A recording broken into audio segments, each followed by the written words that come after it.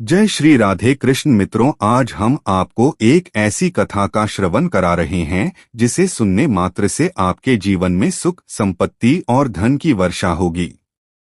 तो चलिए कथा को प्रारंभ करते हैं। साथियों, एक जंगल में एक तोता और मैना प्रेम पूर्वक आपस में मिलकर रहा करते थे। उनमें बहुत प्रेम था। एक दिन किसी विवाद के कारण तोता और मैना के बीच झगड़ा हो गया।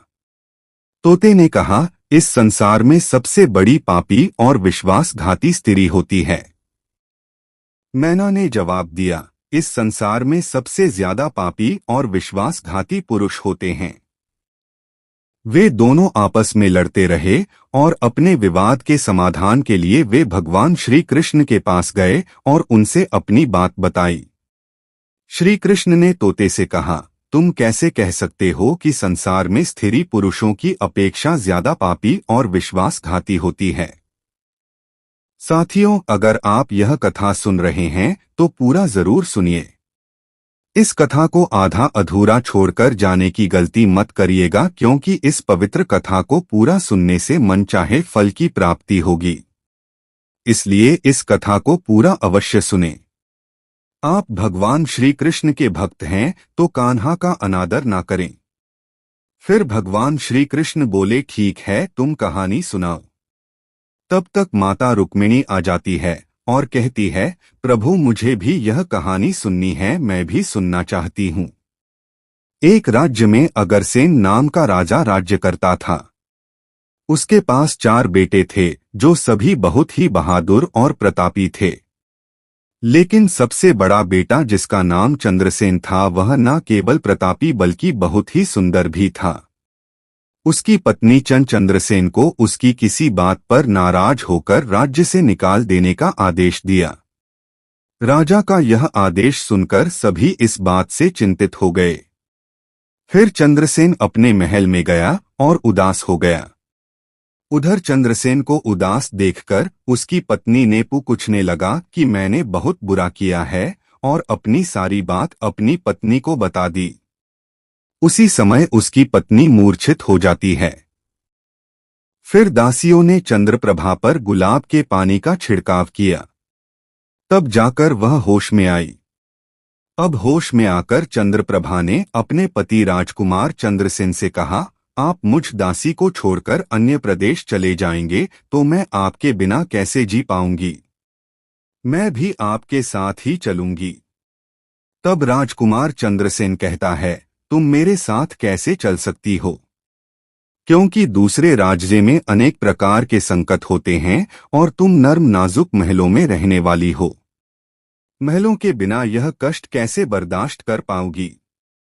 फिर राजकुमार चंद्रसेन की बात को सुनकर राजकुमारी चंद्रप्रभा कहती है, प्रीतम, जितने भी दुख दूसरे राज्य में आएंगे वह सब हमारे साथ होते हुए सुख ही लगेंगे। लेकिन महल के सुख बिना आपके जंगल के दुखों से भी अधिक दमे सोचा कि वह मेरे बिना नहीं रह सकती, इसलिए मुझे इसको तड़पते हुए छोड़कर जाना सही नहीं होगा।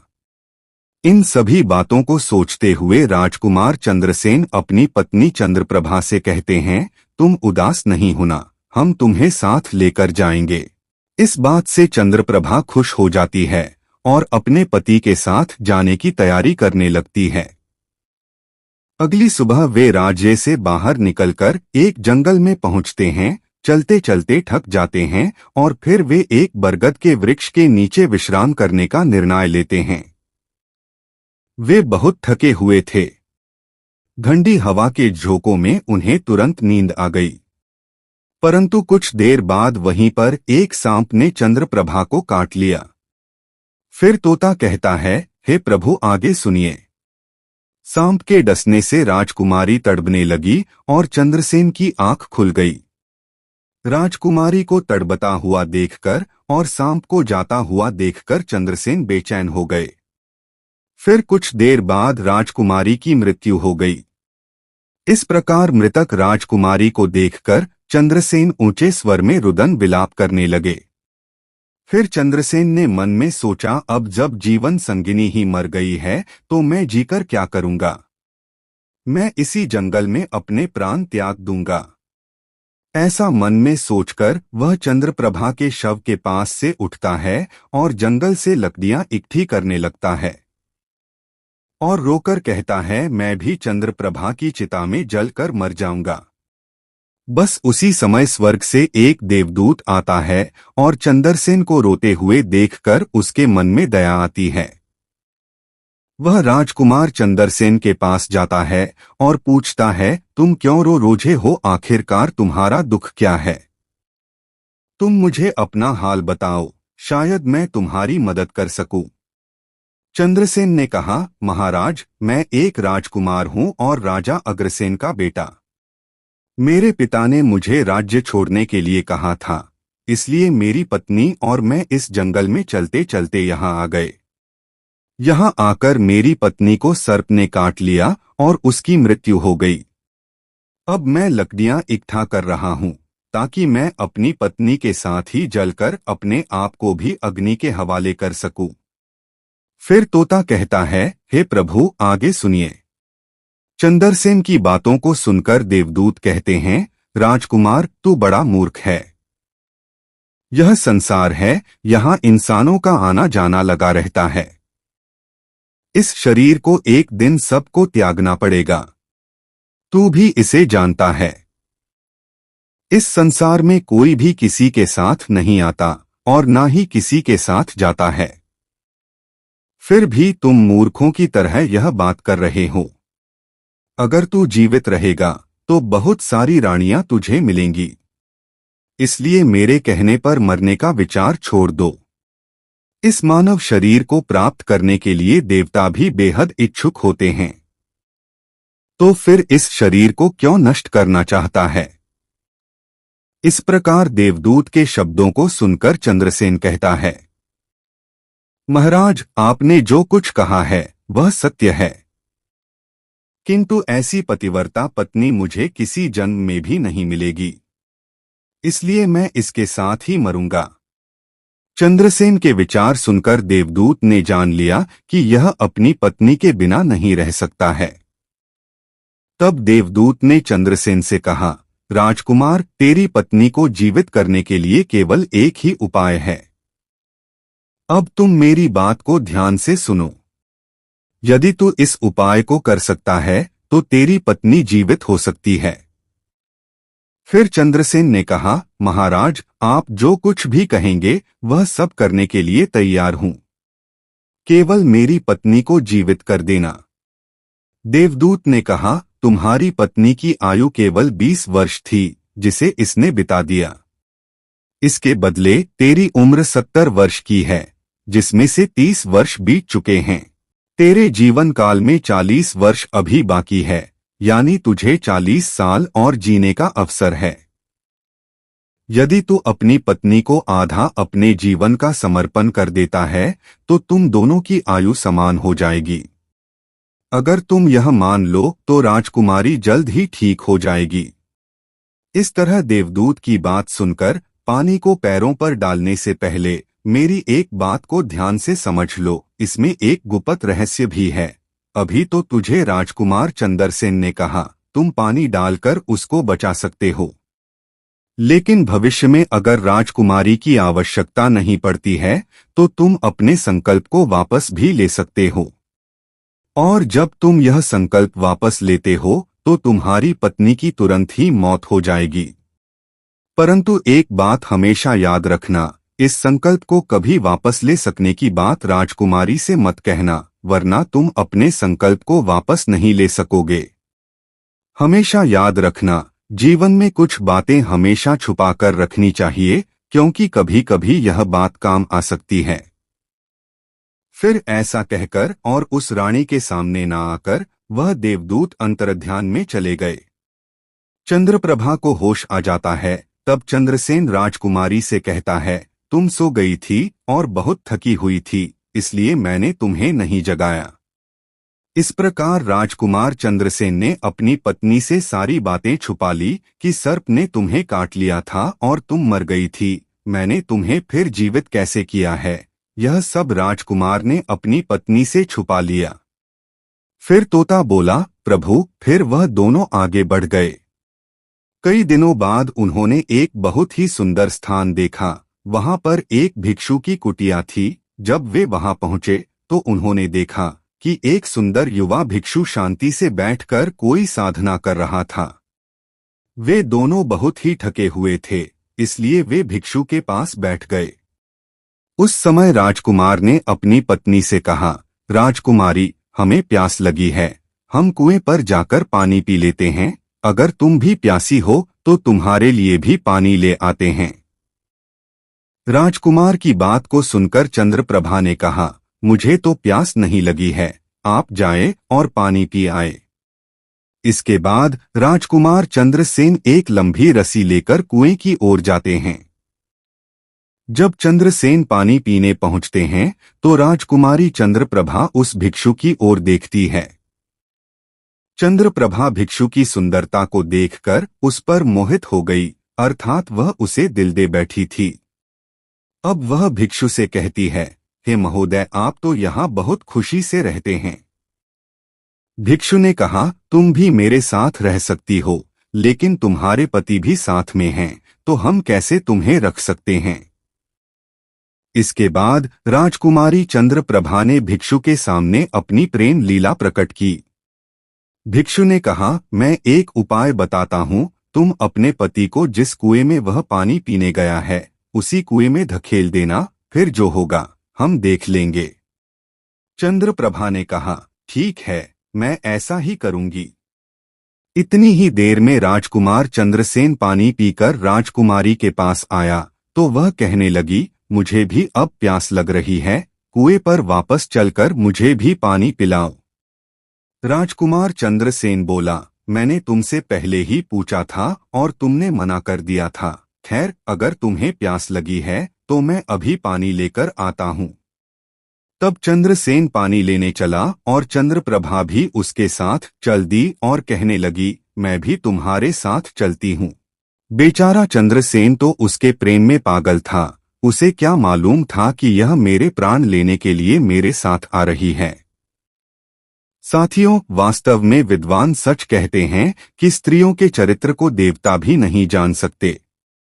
मानव क्या चीज होता है, उनके जाल में अच्छे से अच्छे बुद्धिमान भी फंस जाते हैं। जब राजकुमार चंद्रसेन कुएं पर जाकर पानी भरने के लिए डोल भरता है तो चंद्रप्रभा अपने पति यानी राजकुमार चंद्रसेन को धक्का देकर कुएं में गिरा देती है और खुद उस भिक्षु के पास चली जाती है। भिक्षु ने राजकुमारी को अपने साथ ले जाकर एक राज्य में बसाया। वहां दोनों खुशी से रहने लगे। भिक्षु ने फिर चंद्रप्रभा को ऐसा नाचना और गाना सिखाया कि वह नृत्यांगना के रूप में मशहूर हो गई।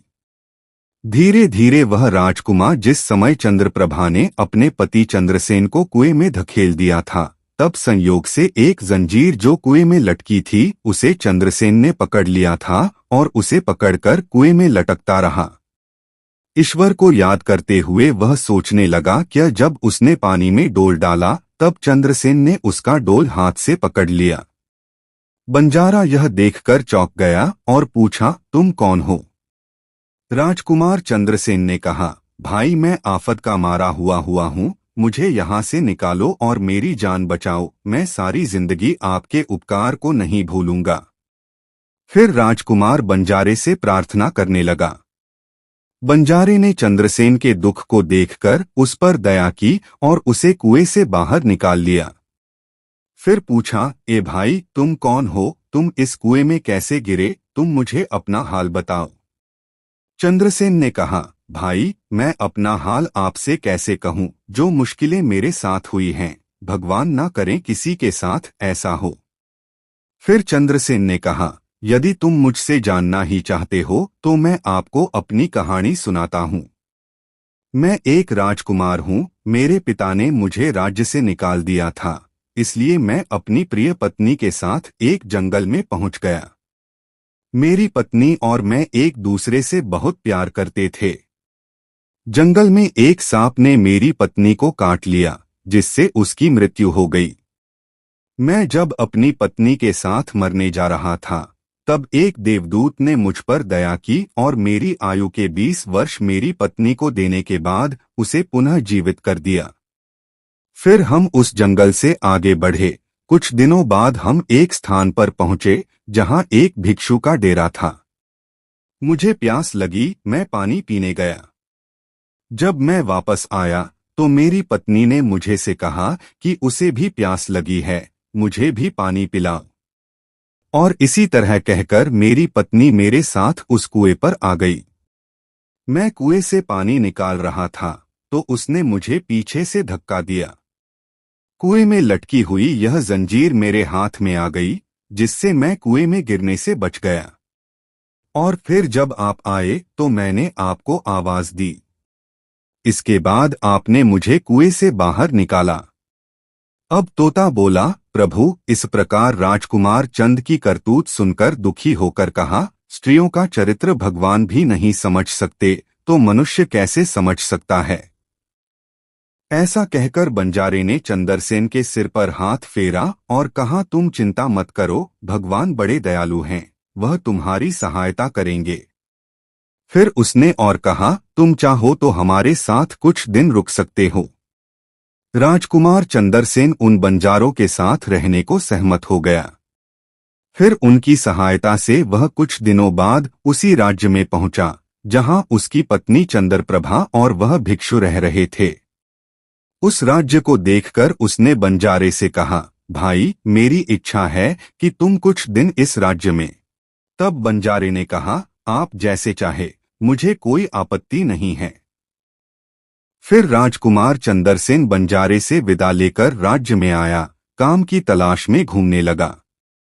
कुछ दिनों बाद राजकुमार की मेहनत को देखकर एक बड़े व्यापारी ने उसे अपने पास नौकरी पर रख लिया। इस तरह राजकुमार चंद्रसेन ने उस व्यापारी के पास रहना शुरू किया और बड़ी मेहनत और प्यार से अपने कर्तव्यों का निर्वाह करना शुरू किया।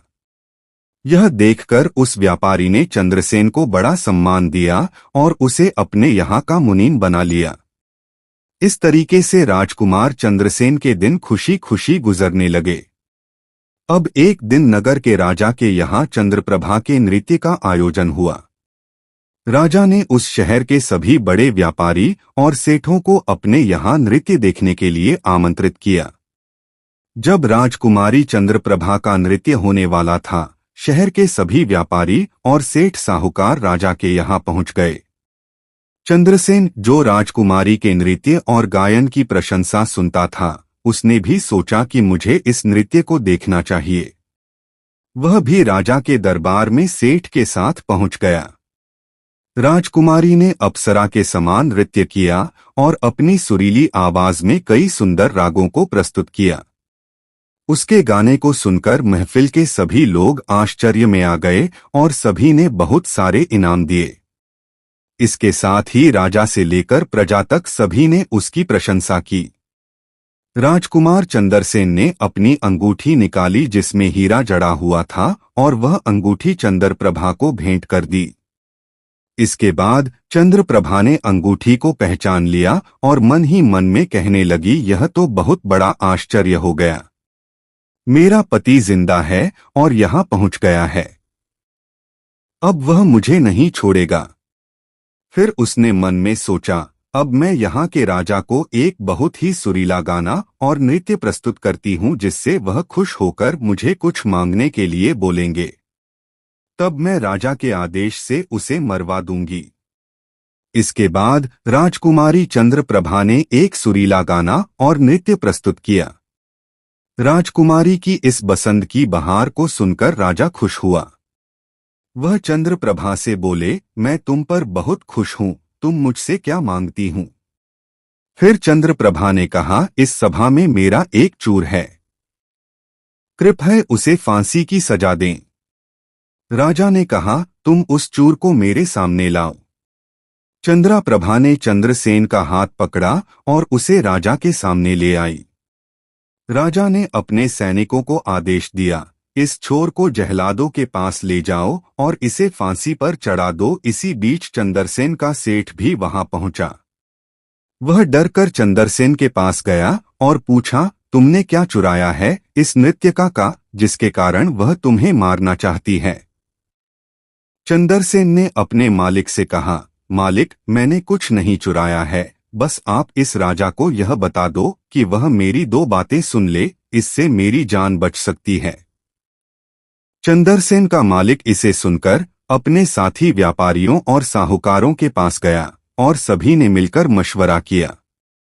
उन्होंने कहा, मित्रों, या तो राजा न्याय करें या हम सभी इस शहर को छोड़कर कहीं और चले जाएंगे। इस प्रकार सभी व्यापारी राजा के पास गए और कहने लगे, राजा साहब, हमारा मुनीम निर्दोष है, उसे मार देने का आपका आदेश है, लेकिन वह कह रहा है कि वह अपनी दो बातें आपको कहना चाहता है। अगर फिर भी आपको लगे कि उसने अपराध किया है तो उसे फांसी दे देना। लेकिन वह कहता है कि मेरे मरने से पहले राजा केवल मेरी दो बातों को जरूर सुने। राजा ने व्यापारियों की बात सुनकर कहा, ठीक है, मुनि को बुलाओ। चंद्रसेन को लेकर राजा के सांडे लाया गया और राजा ने कहा, तुम जो कुछ कहना चाहते हो वह मेरे सांडे कहो। तब राजकुमार चंद्रसेन ने कहा, महाराज, मैंने क्या दोष किया है जिसके कारण आपने मेरी हत्या का आदेश दे दिया? राजा ने उसकी बात सुनकर कहा, तू इस नृत्यका का चोर है। चंद्रसेन ने कहा, नहीं महाराज, मैं इस कुलटा स्त्री का पति हूँ जो मुझे कुएं में धकेलकर एक भिक्षु के साथ चली आई है। राजकुमारी चंद्रप्रभा ने समझ लिया कि बात बिगड़ रही है।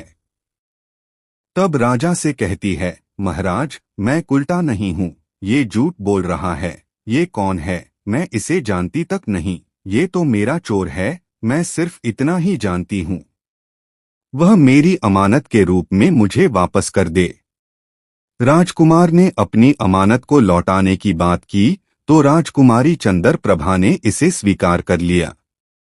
तब चंद्रसेन ने कहा, अच्छा, अब तुम अपने हाथों में पानी लो, हमारा न्याय इसी सब। पानी लेकर उसने जमीन पर रखा और कहा, वह वस्तु जो तुमने मुझे रास्ते में दी थी मैं अब वापस कर रहा हूँ। चंद्रप्रभा ने भी पानी लिया और कहा, जो वस्तु उसने मुझे रास्ते में दी थी मैं अब वापस कर रही हूँ। जैसे ही उसने अपने हाथों का पानी छोड़ा, राजकुमारी के प्राण छूट गए। यह दृश्य देखकर वहां के लोग हैरान रह गए। राजा ने यह देख चिंतित होकर चंद्रसेन से कहा, यह क्या हो गया, मुझे सच्चाई बताओ। तब राजकुमार चंद्रसेन ने अपनी कहानी शुरू की, अपने जीवन की सारी घटनाओं को खोलकर बताते हुए उसके देश निकाले जाने से लेकर अब तक की सभी घटनाओं को सुनाया। राजा ने सब कुछ सुनकर चंद्रसेन को अपने गले लगा लिया और अपनी बेटी की शादी चंद्रसेन के साथ कर दी। तोते ने कहा, प्रभु, मैंने इस कहानी को सुना है। मैं भी स्त्रियों से घृणा करता हूँ और मैं यह कह सकता हूँ कि इस संसार में स्त्रियां पुरुषों से अधिक पापी और विश्वासघाती होती हैं। इस कहानी ने सबको हैरानी में डाल दिया।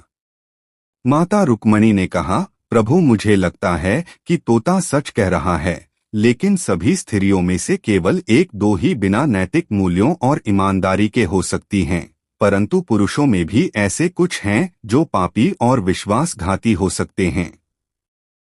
फिर भगवान श्री कृष्ण ने पूछा, ठीक है, तो मैना, तुम कैसे सिद्ध करोगी ये बात?